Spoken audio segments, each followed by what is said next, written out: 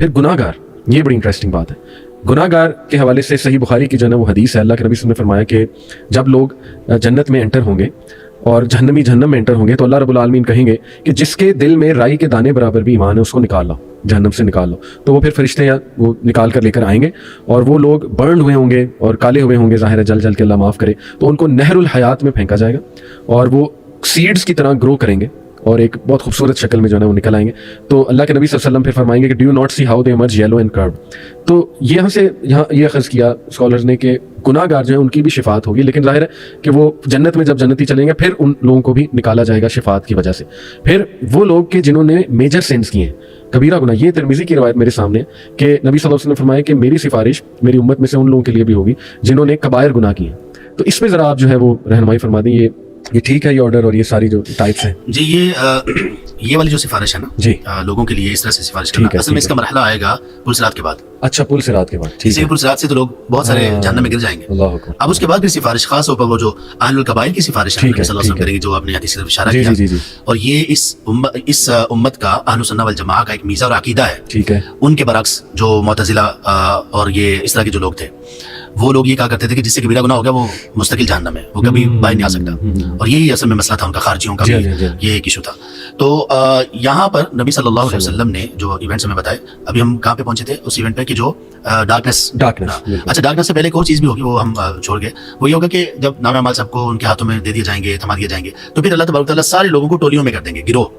اور یہ والے گروہ ہوں گے نیکی اور گناہ کی بنیاد پر. اچھا یہ سورہ نمل اور سورہ فصلت دونوں میں ہے جی. وَيَوْمَ نَحْشُرُ مِنْ كُلِّ أُمَّةٍ فَوْجًا مِّمَّنْ يُكَذِّبُ بِآيَاتِنَا فَهُمْ يُوزَعُونَ، سورہ نمل میں ہے. اور سورہ فصلت میں وَيَوْمَ يُحْشَرُ أَعْدَاءُ اللَّهِ إِلَى النَّارِ فَهُمْ يُوزَعُونَ، اللہ کے دشمنوں کو اکٹھا کیا جائے گا اور آگ کی طرف، اور ان کی ٹولیاں بنا دی جائیں گی. تو یہاں پہ گناہ کی بنیاد پر ٹولیاں بنیں گی.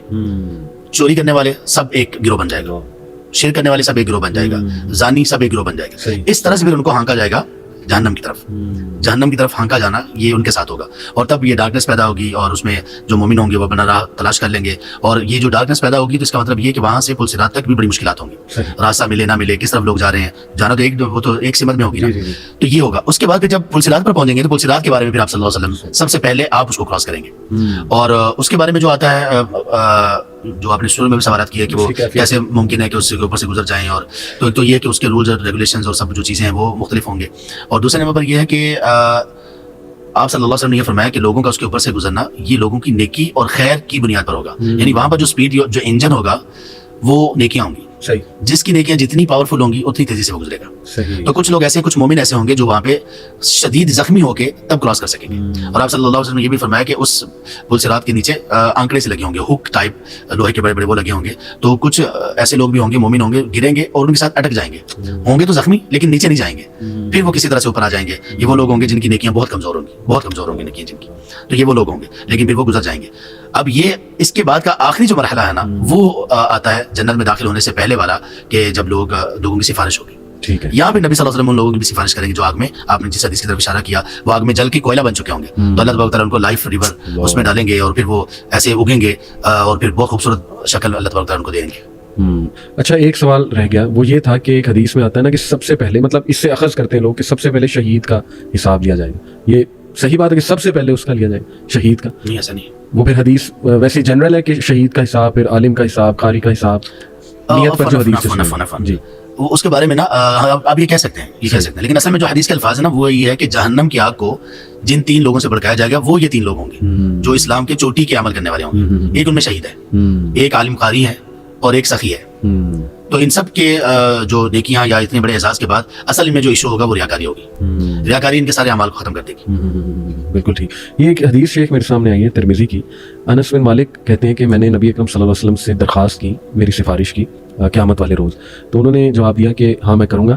اور پھر انہوں نے پوچھا اب انس بن مالک نے کہ یا رسول اللہ میں آپ کو کہاں تلاش کروں؟ تو انہوں نے جواب دیا کہ پہلے مجھے تلاش کرنا صراط کے پاس، اور اگر تم مجھے وہاں تلاش نہ کر سکو تو پھر انہوں نے کہا کہ مجھے میزان کے پاس تلاش کرنا، اور اگر وہاں بھی تلاش نہ کر سکو تو پھر مجھے جو ہے وہ حوض کے پاس تلاش کرنا. یہ چیک کرنی پڑے گی. ٹھیک ہے، صحیح، ٹھیک ہے، بالکل ٹھیک ہے.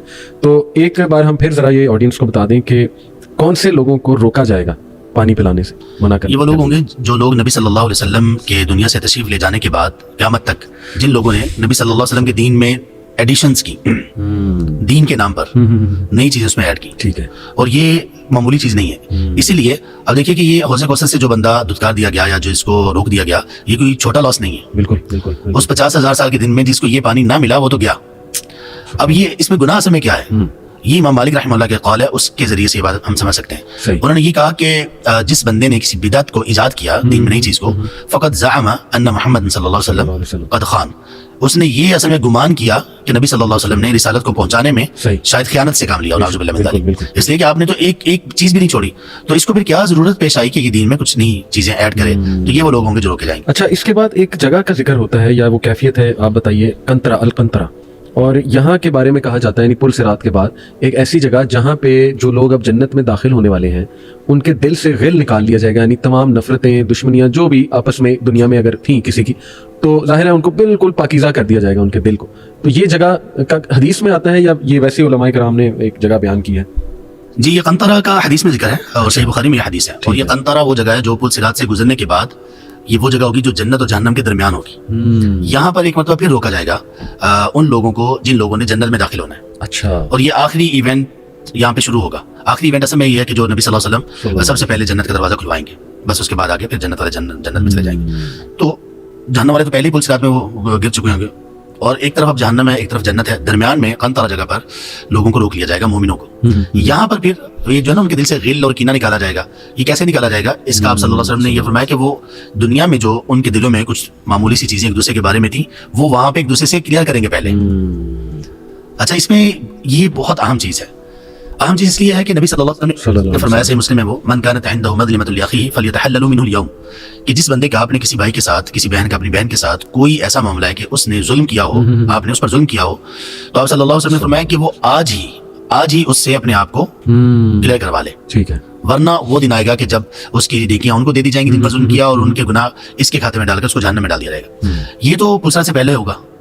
یہاں پہ پھر کیا ہوگا, یہ کون سی والی چیزیں, یہ ہے وہ معمولی سی چیزیں, ہلکی پھلکی چیزیں, غلط فہمیاں مومنوں کے آپس میں ایک دوسرے کے درمیان, غلط فہمیوں کی وجہ سے کوئی بات دل میں رہ گئی, وہ کہا جائے گا اب جنت میں جانا ہے. یہ اس میں سینیٹائزر ہے, یہ جنت میں جانے کا سینیٹائزر ہے, وہ سینیٹائزر جو دل کے لیے ہے کہ دل میں نہیں کچھ ہونا چاہیے, کیونکہ جنت میں جانے کے لیے دل میں کینہ ہونا یہ اسکین ہی نہیں ہوگا, بندہ پاس ہی نہیں ہوگا.